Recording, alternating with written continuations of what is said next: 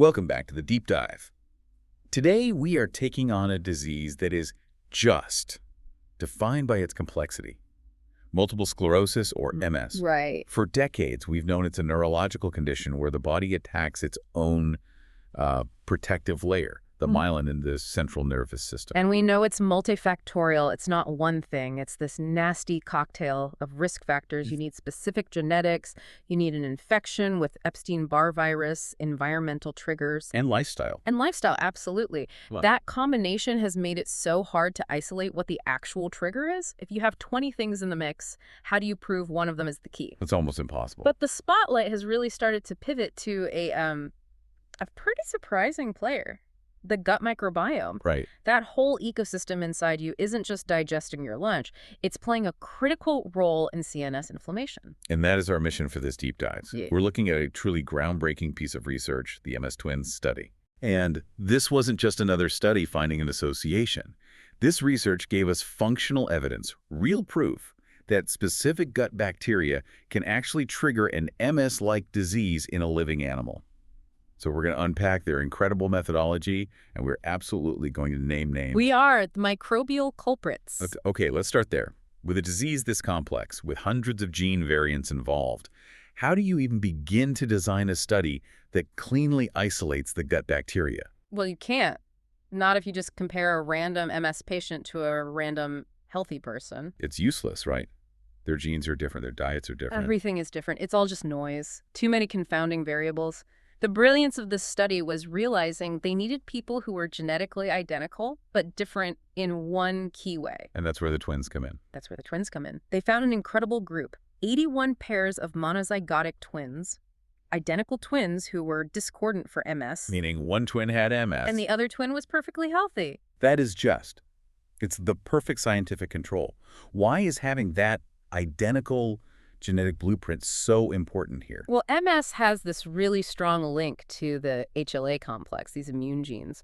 Unrelated people have totally different versions. But identical twins, you just wipe that entire variable off the board. They start from the exact same genetic risk level. Exactly. And Right. not just that. The sources point out that these twins grew up in the same house. They ate the same food, got the same childhood colds, often until they were, in their early 20s. So if the genes are the same and the early environment is the same, then any major difference you find later in life has to be from something else. It has to be. And their hypothesis was that the key difference was hiding in the gut, in their microbial signature. They've basically taken a 200-piece puzzle and boiled it down to just a handful of pieces. Which you can actually test. Now, the next challenge was how to sample them. And this is where the study goes from just being rigorous to being, I think, genuinely inventive. Right, because they didn't just take fecal samples. No, that's the low-hanging fruit. Feces just tells you what's leaving the body. If you want to find the trigger, you have to go to the scene of the crime. So where's that? The ileum. It's the final stretch of the small intestine. And the reason is the pathology of MS involves these rogue T cells. The ileum is where microbes and immune cells have their most direct, their most intimate, and sometimes hostile interaction. Okay, break that down for us. What's in the ileum that makes it so critical for, triggering autoimmunity in the brain? It's packed with something called gut-associated lymphoid tissue, or JOLT. Jolty. Think of GOLT as the central command for your gut's immune system. This is where specialized immune cells, specifically Th17 T cells, get trained and activated. And Th17 cells are the pro-inflammatory ones, right? They're known to be major players in MS. The key drivers. So if certain bacteria in the ileum start sending out inflammatory signals, the Th17 cells are right there, waiting. They're the first responders, and they get hyperactivated. So the researchers didn't just take the easy route. They performed an enteroscopy, an invasive procedure, to collect microbial samples directly from the ileum of some of these twins. Yes, with consent, of course. It shows incredible dedication.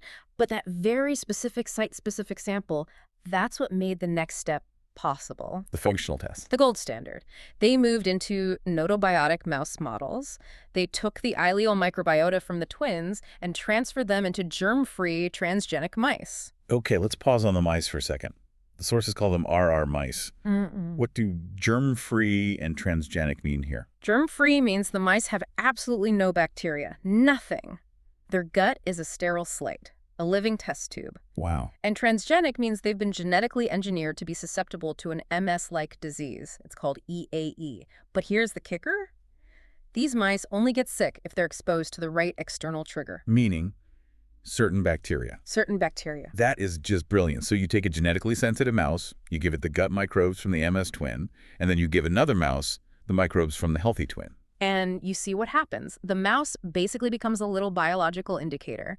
You're testing if the microbial community itself is enough to flip the switch and cause disease. And the results, they weren't fuzzy, were they? Not at all. They were conclusive.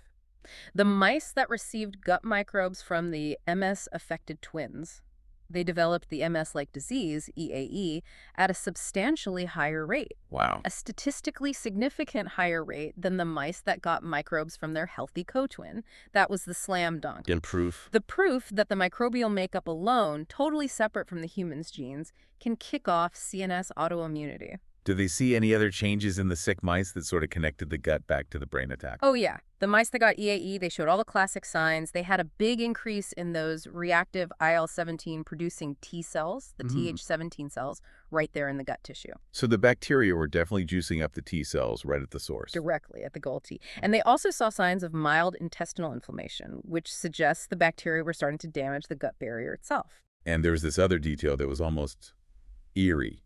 A parallel to the human disease related to sex. Absolutely.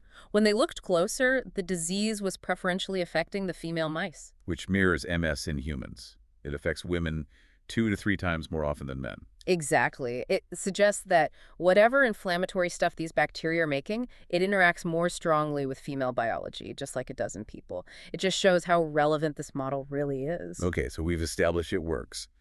Now for the big reveal. Who are the suspects? Which bacteria are carrying this pathogenic potential? They zeroed in on 2 primary suspects, both from the Lactospiraceae family. The main culprits were named as Eisenbergiella tae, or just E-tai, and its accomplice, a bacterium called Lachnoclostridium. E-tai. Okay, so were these bacteria just like everywhere in the samples from the MS twins? Were they super dominant? And this is one of the most surprising parts of the study. No, not at all. They were often just minor players in the original samples, but when you put them into the mouse, these 2 species showed this powerful blooming, a rapid expansion. So they took over. They took over. It suggests that while they might be kept in check in a normal gut, under certain conditions, maybe like a Western diet, these minor species suddenly get an advantage and can run wild driving the disease. That's a critical point. Yeah. It's not about just having the bacteria. It's about the environment that lets them switch their role. Exactly. Well, let's follow that thread with E-tai. Its mechanism is like a real Jekyll and Hyde story. What's its normal, helpful job? Normally, E-tai is a good citizen. It's a fiber fermenter. You eat fiber, it breaks it down, and it gives you back these amazing things called short-chain fatty acids like butyrate. Which are anti-inflammatory and great for gut health. The best. But the research describes this total metabolic flip. What's the trigger that turns it into a, quote, mucus-eating machine? The trigger is when its favorite food fiber is gone, but there's plenty of simple sugar around. When the fiber isn't there, E-tai gets hungry.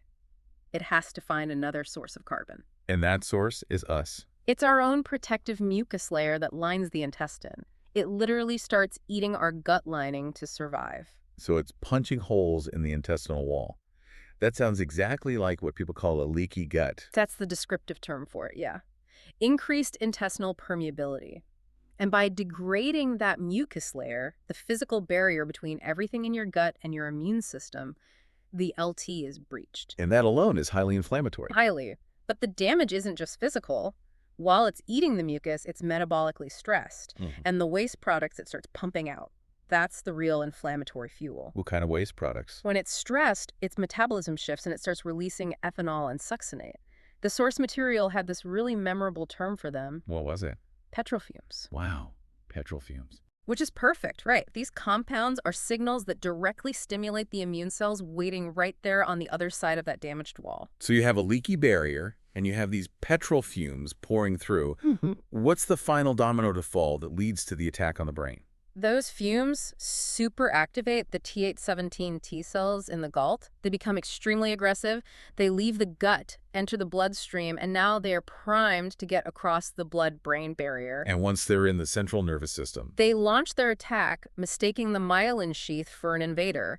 And that's your MS attack, a whole cascade fueled by bacterial stress. And what about the accomplice, Lachnoclostridium? What's its role in all this? Lachnoclostridium is the enabler. It helps create the inflammatory environment by crowding out the good bacteria, the ones that produce anti-inflammatory compounds. So it suppresses the good guys. Right. It makes sure that this microbial imbalance, this dysbiosis, can continue, which lets E. tae keep doing its damage. Okay, this is an incredible finding from a mouse model. But what does this mean for you listening right now? How does this connect to the real world? It connects directly, and I mean directly, to the global data on MS rates. You look at the places with the highest rates of MS North America, Canada, Western Europe, Australia. What do they all have in common? They have some of the lowest intakes of dietary fiber in the world. The Western diet. The Western diet. Again, most people in those regions are eating, 12, 15 grams of fiber a day? That's half the WHO recommendation of 30 grams. So it really paints a picture where this low-fiber, high-sugar diet is systematically starving the good bacteria. And it's starving E. tae of its preferred food. That forces it to turn pathogenic and, potentially increases the risk of this disease. The knowledge here is so powerful because it gives you immediate, tangible action. If your diet is the switch that turns E. tae into a mucus eater, Then changing your diet is how you flip that switch back. right? The main takeaway is to intentionally feed your microbes. Feed them fiber. When you eat lots of different fibers, from legumes, nuts, whole grains, you keep your good bacteria happy, and you keep guys like E. tae busy and peaceful. And they reward you. They give you butyrate and other good stuff that calms the immune system down. Instead of ethanol and succinate, you're moving away from vague advice like eat healthy to a very specific goal. Use fiber to make sure your gut bacteria are making good things, not inflammatory things. And that has to lead to therapeutic potential. Oh, absolutely. If this disease facilitation is really restricted to just these two specific organisms, that opens up totally new, non-invasive strategies. Like what? Well, instead of broad immunosuppressants, imagine a targeted probiotic that only suppresses E. tae, or a specific prebiotic fiber that only feeds the good bacteria so they can outcompete the bad guys. That completely changes the paradigm. You're not just treating the damage after it happens. You're proactively changing the environment to stop the trigger in the first place.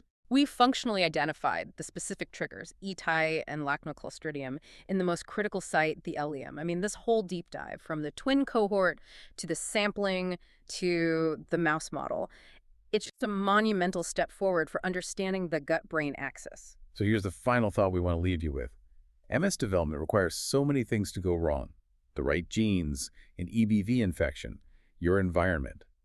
Given all that complexity, how significant is it that an imbalance in just two species of bacteria, often just minor players, could have the power to functionally tip that entire scale towards CNS autoimmunity? It's massive. It means that while you can't change your genes and you can't change whether you got EBV as a kid, you hold this immediate daily power over one of the most critical risk factors. Your fiber intake isn't just about digestion. It's a daily decision that influences your entire immune system. It's a powerful thought to mull over next time you're deciding what to eat. You're either feeding an inflammatory fire or you're strengthening the walls that protect you.